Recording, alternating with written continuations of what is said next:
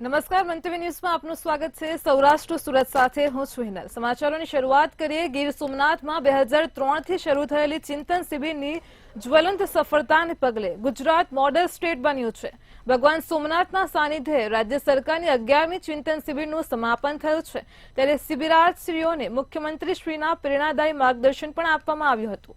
પદાધિકારીઓ અને અધિકારીઓ એક ટીમ બનીને રાજ્યના વિકાસ માટે, લોકોના ભલા માટે કાર્યરત છે, જેમાં કર્મયોગના 6 સિદ્ધાંતોને જીવનમાં ઉતારી કર્મચારીમાંથી કર્મયોગી બની કામ કરજો તેવું પણ જણાવ્યું હતું। સોમનાથ મહાદેવના સાનિધ્યમાં ગુજરાત રાજ્ય સરકારની 11મી ચિંતન શિબિરનો ત્રિદિવસીય કાર્યક્રમ સમાપન થઈ રહ્યો છે, ત્યારે ગીર સોમનાથમાં તેનું ખાસ આયોજન કરવામાં આવ્યું હતું। જ્વલંત સફળતાને પગલે ગુજરાત મોડેલ સ્ટેટ બન્યું છે। ગૃહ રાજ્યમંત્રી હર્ષ સંઘવીએ પણ આ ચિંતન શિબિરની મુલાકાત લીધી હતી। મોટી સંખ્યામાં શિબિરાર્થીઓએ આ તાલીમ લીધી છે, તો એઆઈનો ઉપયોગ કરવા ટાસ્ક ફોર્સની પણ રચના કરાશે, જેવું સીએમ ભૂપેન્દ્ર પટેલે જણાવ્યું છે। તો રાજ્યના વિકાસ માટે ખાસ કરીને આ ચિંતન શિબિરનું એક યોગદાન રહેલું છે। ગીર સોમનાથમાં 11મી ચિંતન શિબિરનું આયોજન કરવામાં આવ્યું હતું। 2003 થી ગુજરાતમાં આ ચિંતન શિબિરનું આયોજન થઈ રહ્યું છે। મુખ્યમંત્રીનું પ્રેરણાદાયી માર્ગદર્શન પણ શિબિરાર્થીઓને મળ્યું છે। એઆઈનો ઉપયોગ કરવા માટે ટાસ્ક ફોર્સની રચના પણ કરાશે તેવું પણ તેમણે જણાવ્યું છે। તો રાજ્યના વિકાસ માટે, લોકોના ભલા માટે જે કર્મયોગીઓ છે, જે કર્મચારીમાંથી કર્મયોગી બન્યા છે, તેઓ હાલ અત્યારે કાર્યરત છે। તો ગીર સોમનાથમાં ત્રિદિવસીય ચિંતન શિબિરનું આયોજન કરવામાં આવ્યું હતું। વડાપ્રધાન નરેન્દ્ર મોદી જ્યારે ગુજરાતના મુખ્યમંત્રી તરીકે તેમના કાર્યકાળમાં તેમણે આ ચિંતન શિબિરની શરૂઆત કરી હતી, અને ત્યાર પછીના તમામ મુખ્યમંત્રીઓના તથા કેબિનેટ મંત્રીઓના પ્રયાસને લીધે આ વખતે 11મી ચિંતન શિબિરનું આયોજન થયું હતું, જે ગીર સોમનાથ ખાતે કરવામાં આવ્યું હતું। તો આ ત્રિદિવસીય ચિંતન શિબિરનું આજે સમાપન થયું છે, જેમાં મોટી માત્રામાં શિબિરાર્થીઓએ માર્ગદર્શન પણ મેળવ્યું છે। તેમને મુખ્યમંત્રી ભૂપેન્દ્ર પટેલનું માર્ગદર્શન મેળવવાનો પણ લાભ મળ્યો છે। સાથે જ આ તાલીમ દરમિયાન તેમણે એઆઈની પણ વાત કરી હતી।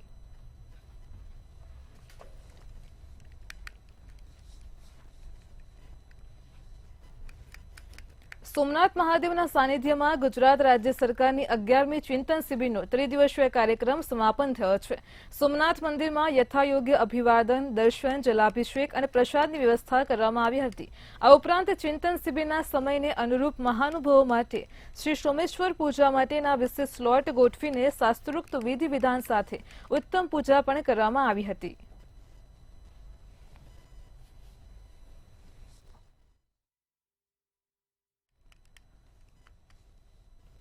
સોમનાથમાં ચિંતન શિબિરમાં આધ્યાત્મિક ઉદય થયો હતો। ત્રિદિવસીય સોમનાથ ખાતે આ ચિંતન શિબિરનું આયોજન થયું હતું। વિકાસ યાત્રાને અવિરત રાખવા માટે મહાદેવના સાનિધ્યમાં ખાસ આશીર્વાદ મેળવવામાં આવ્યા છે। ચિંતન શિબિરમાં કર્મયોગના સિદ્ધાંતનું 3 દિવસ સુધી ચિંતન કરવામાં આવ્યું છે। સોમનાથ મહાદેવના સાનિધ્યમાં આ ચિંતન શિબિરનું આયોજન કરવામાં આવ્યું હતું। સીએમ ભૂપેન્દ્ર પટેલે ખાસ શિબિરાર્થીઓને માર્ગદર્શન પૂરું પાડ્યું છે। ગૃહ રાજ્યમંત્રી હર્ષ સંઘવી પણ આ ચિંતન શિબિરમાં જોડાયા હતા। સાથે જ સીએમ ભૂપેન્દ્ર પટેલે એઆઈ અંગે પણ આ ચિંતન શિબિરમાં વાત કરી હતી।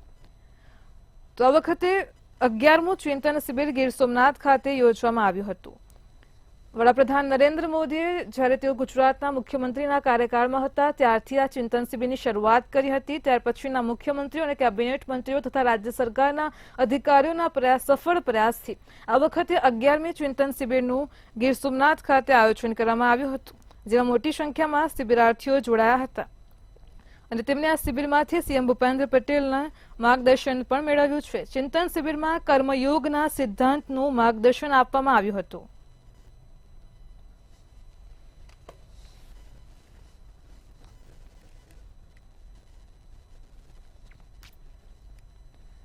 સુરેન્દ્રનગરમાં પોલીસ દ્વારા શહેરના વિવિધ વિસ્તારો પેટ્રોલિંગની કામગીરી હાથ ધરાઈ હતી। લીંબડી શહેરના મુખ્ય માર્ગો પર પેટ્રોલિંગ કરવામાં આવ્યું છે, જેમાં ડીવાયએસપી, પીઆઈ સહિત પોલીસ કર્મચારીઓ જોડાયા હતા। પોલીસે ગુનાને રોકવા તેમજ કાયદો અને વ્યવસ્થા જાળવવા માટે પેટ્રોલિંગ હાથ ધર્યું છે, ત્યારે શહેરના વિવિધ વિસ્તારમાં પેટ્રોલિંગ હાથ ધરવામાં આવ્યું છે।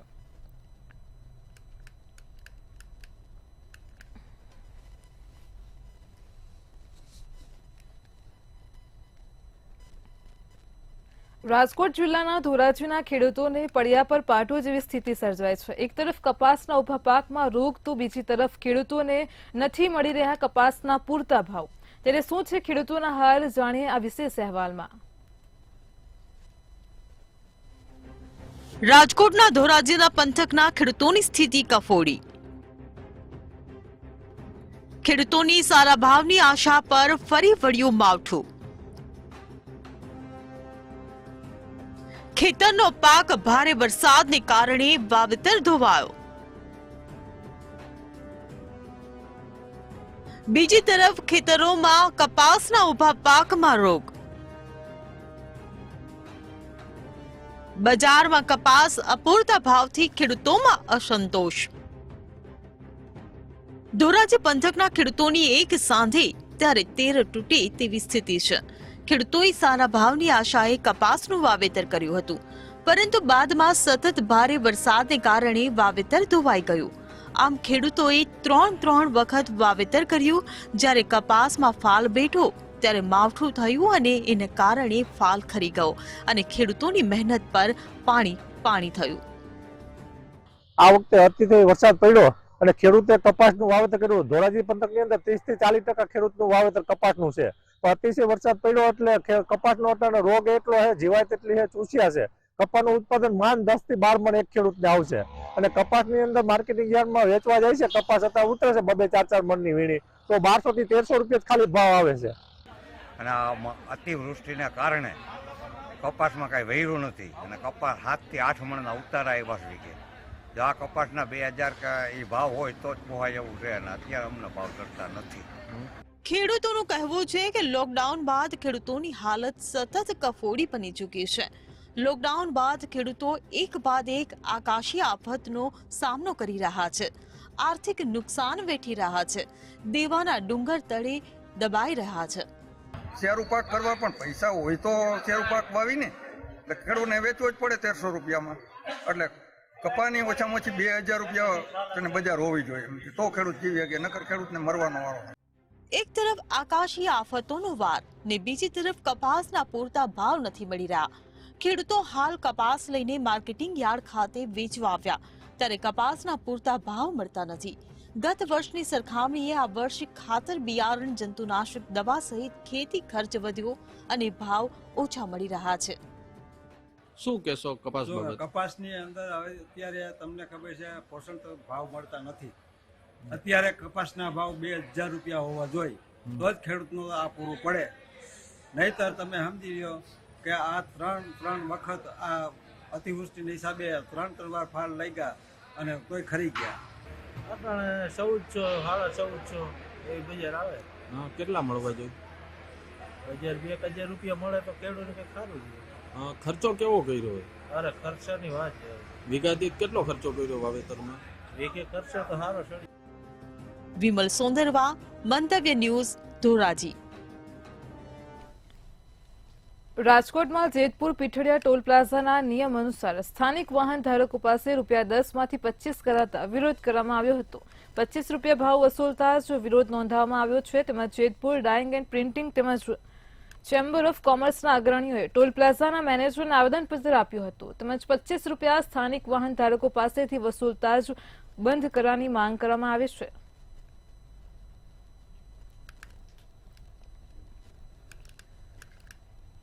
જેતપુર પીઠડિયા ટોલ પ્લાઝા ઉપર વિરોધ કરવામાં આવ્યો હતો। મોટી સંખ્યામાં લોકો એકઠા થયા હતા। ટોલ પ્લાઝામાં ભાવ વધારો કરાતા જ વિરોધ નોંધવામાં આવ્યો છે। તો રાજકોટમાં જેતપુર પીઠડિયા ટોલ પ્લાઝા ઉપર પહેલા 10 રૂપિયા ટોલ પ્લાઝામાં વસૂલવામાં આવતા હતા, જેના હવે 25 રૂપિયા કરવામાં આવતા જ વધુ ભાવ વસૂલતા હોવાથી જ આ ટોલ પ્લાઝા બંધ કરવાની લોકોએ માંગ કરી છે। તો પીઠડિયા ટોલ પ્લાઝાને નાબૂદ કરવાની પણ લોકો માંગ કરી રહ્યા છે। જેતપુર પીઠડિયા ટોલ પ્લાઝા ઉપર આજરોજ વિરોધ કરવામાં આવ્યો હતો। મોટી સંખ્યામાં લોકોએ વિરોધ નોંધાવ્યો છે। ભાવ વધારો કરતા જ લોકો એકત્રિત થયા હતા। 10 રૂપિયાના 25 રૂપિયા કરતા વિરોધ નોંધાવ્યો છે।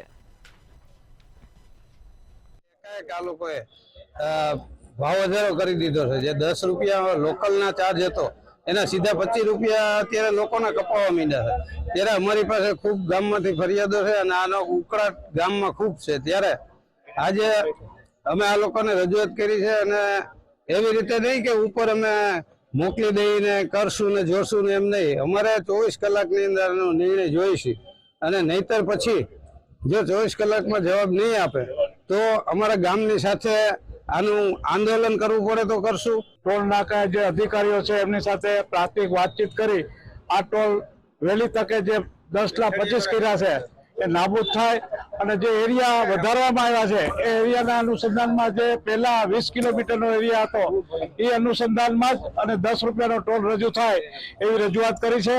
એ લોકોએ અમને પ્રાથમિક આશ્વાસન આપેલું છે કે 24 કલાકમાં અમે આનો નિર્ણય કરશું. એ લોકોની રજૂઆત એમ છે કે પહેલા 10 રૂપિયા કપાતા, અત્યારે હાલમાં 25 રૂપિયાનો જે વધારો કરવા કંપની દ્વારા આવ્યો છે.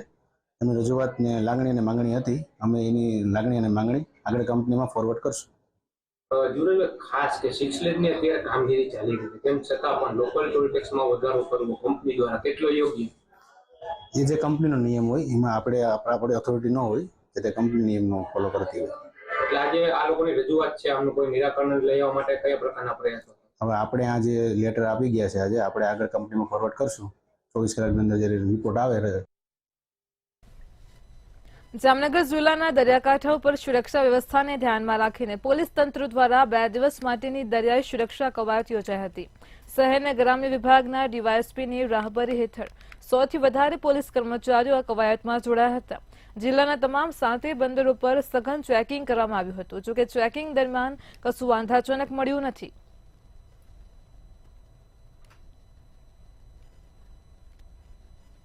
આ તમામ ટીમો દ્વારા જેટલા પણ આપણા બંદરો છે, જેટીઓ છે અને આપણા લેન્ડિંગ પોઈન્ટ્સ છે, આ તમામ જગ્યાએ રાઉન્ડ ધ ક્લોક ડિપ્લોયમેન્ટ રાખી અને ચેકપોસ્ટો કાર્યરત કરી અને જેટલા પણ શંકાસ્પદ વ્યક્તિઓ અથવા તો વાહનો મળી આવે એ તમામની ચેકિંગ હાથ ધરવામાં આવેલ હતું.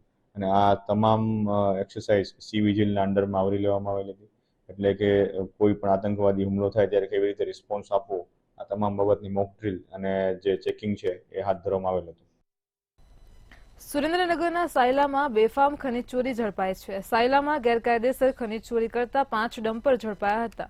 આ સાથે જ મામલતદાર સહિતના સ્ટાફ દ્વારા ચેકિંગ કરવામાં આવ્યું હતું, જ્યાં ₹1.11 કરોડથી વધુનો મુદ્દામાલ સીઝ કરાયો છે. ચેકિંગ દરમિયાન પોલીસ બોલાવવાની ફરજ પડી હતી.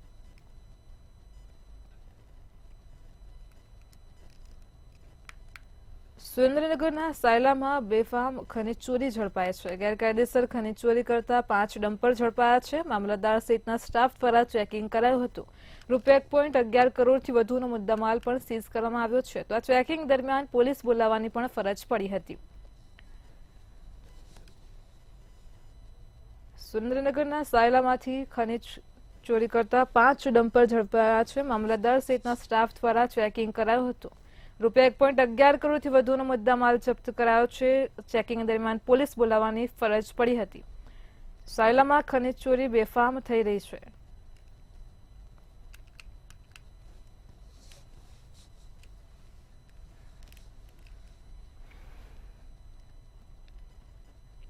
બોટાદ પોલીસે ઢાકણિયા રોડ પર યુવાનની હત્યાનો મામલો સામે આવ્યો હતો, જેમાં 2 આરોપીઓએ બીજલને છરીના ઘા ઝીંકી હુમલો કરતા યુવાનનું સારવાર દરમિયાન મોત થયું હતું.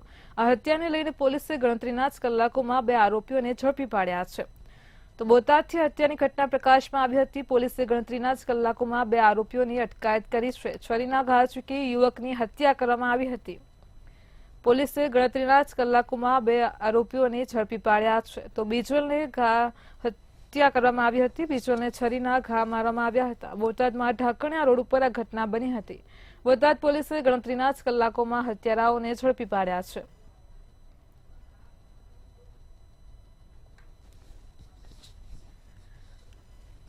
બોટાદથી હત્યાની ઘટના પ્રકાશમાં આવી છે. પોલીસે ગણતરીના કલાકોમાં 2 આરોપીઓને ઝડપી પાડ્યા છે. બીજલ નામના યુવકની છરીના ઘા ઝીંકી હત્યા કરવામાં આવી હતી.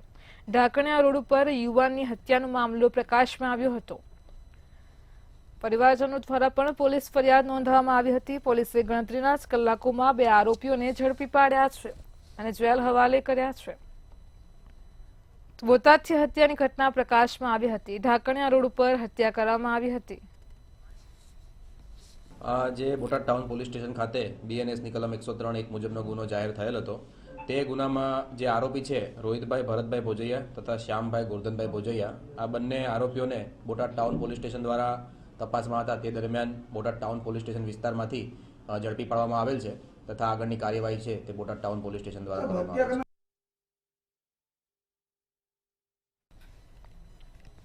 સુરત મહાનગરપાલિકા એક્શન મોડમાં જોવા મળી રહી છે. સુરતના તમામ ઓવરબ્રિજ નીચે કેટલાક લોકોએ પરમેનન્ટ રીતે દબાણ કરી દીધું છે, જ્યારે કેટલાક અસામાજિક તત્વો દ્વારા પણ આ જગ્યાને પોતાનો અડ્ડો બનાવવામાં આવ્યો છે, જેને લીધે કેટલીક વાર વાહન ચાલકોને અહીંથી પસાર થવામાં મુશ્કેલી પડે છે.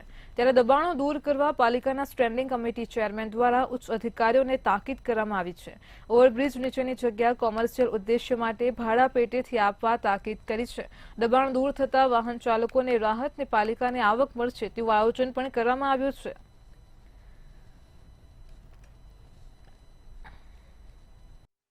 શહેરમાં ઘણા એવા ફ્લાયઓવર બ્રિજ છે જેની નીચે અસામાજિક તત્વોએ અને ઘણા લોકોએ દબાણ કર્યા છે. એ દબાણ હંગામી પણ છે અને ઘણા દબાણ પરમેનન્ટ પણ છે. આવું ધ્યાને આવતા અગાઉ પણ આવી સૂચનાઓ આપવામાં આવેલી હતી અને પોલીસ સાથે સંકલન કરીને વખતો વખત આવા દબાણો દૂર કરીએ છીએ, પરંતુ ત્યારબાદ પણ ઘણા આવા દબાણો પાછા થઈ જાય છે.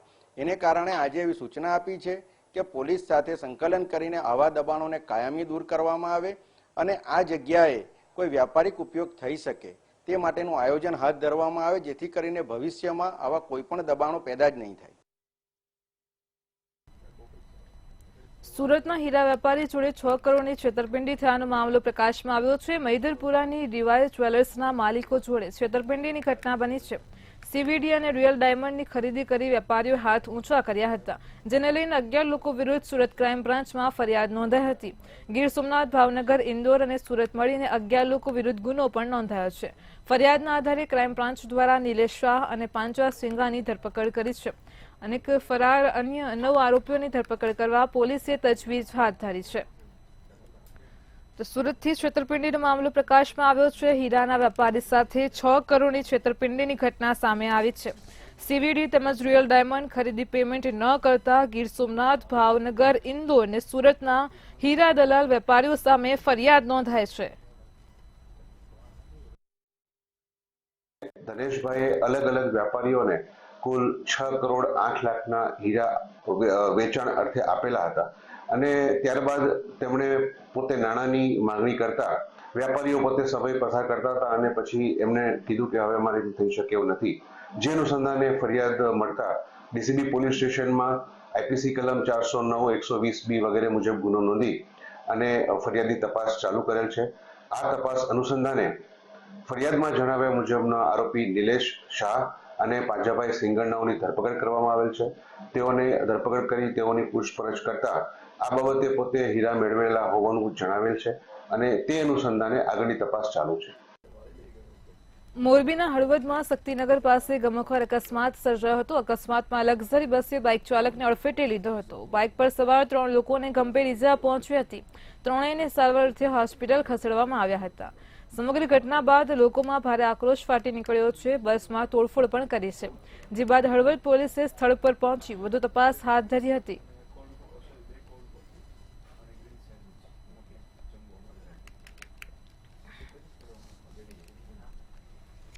વાવ બેઠકની મહારાષ્ટ્રમાં ભાજપની ભવ્ય જીતની બોટાદમાં ભવ્ય ઉજવણી કરાઈ છે. ભાજપના કાર્યકરોએ આતશબાજી કરીને વિજય ઉત્સવ મનાવ્યો છે. કાર્યકરોએ ભારત માતાની જય અને વંદે માતરમના નારા લગાવી આતશબાજી કરી હતી.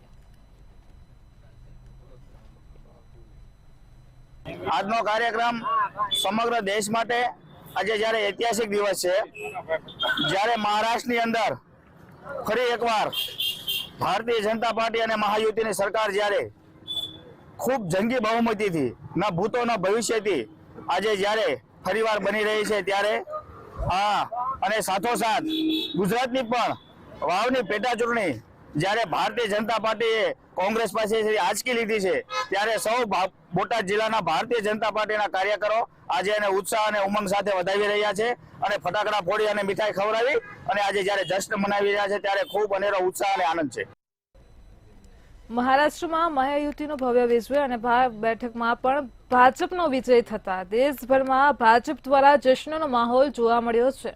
રાજકોટના કિશાનપરા ચોક ખાતે શહેર ભાજપના કાર્યકર્તાઓએ ફટાકડા ફોડ્યા હતા અને એકબીજાના મોં મીઠા કરાવી ઉજવણી કરી હતી, જેમાં શહેર ભાજપ પ્રમુખ મુકેશ દોશી, ધારાસભ્ય ઉદય કાનગડ, રમેશ તિલાડા, ડોક્ટર દર્શિતા શાહ સહિત ઉજવણીમાં અનેક કાર્યકર્તાઓ હાજર રહ્યા હતા.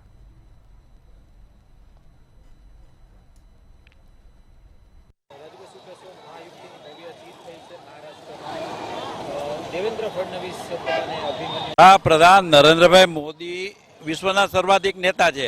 સાથે સાથે મોદી હે તો મુમકિન હે. આ એક વસ્તુ તો ચાલી મહારાષ્ટ્રમાં નરેન્દ્રભાઈની લોકપ્રિયતા અકબંધ હતી. નરેન્દ્રભાઈની લોકપ્રિયતાના કારણે લોકસભાના પરિણામો પછી પણ ધારાસભામાં એમ કહી શકીએ કે આવો જ્વલંત વિજય મળ્યો. સાથે સાથે એ કહી શકીએ કે શરદ પવાર, ઉદ્ધવ ઠાકરે, કેવા કેવા લોકો મહાભારતના યુદ્ધમાં જાણે એક બાજુ આચાર્ય દ્રોણ હોય, એક બાજુ ભીષ્મ પિતામહ હોય, એક પછી એક મહાભારતના યોદ્ધા હોય, અને એક નાનો એમ કહી શકીએ કે અભિમન્યુ. એ અભિમન્યુને ચક્રવ્યૂહમાં 7 યોદ્ધાઓ ઘેરી વળે અને એ અભિમન્યુ ચક્રવ્યૂહના 7 કોઠાઓ.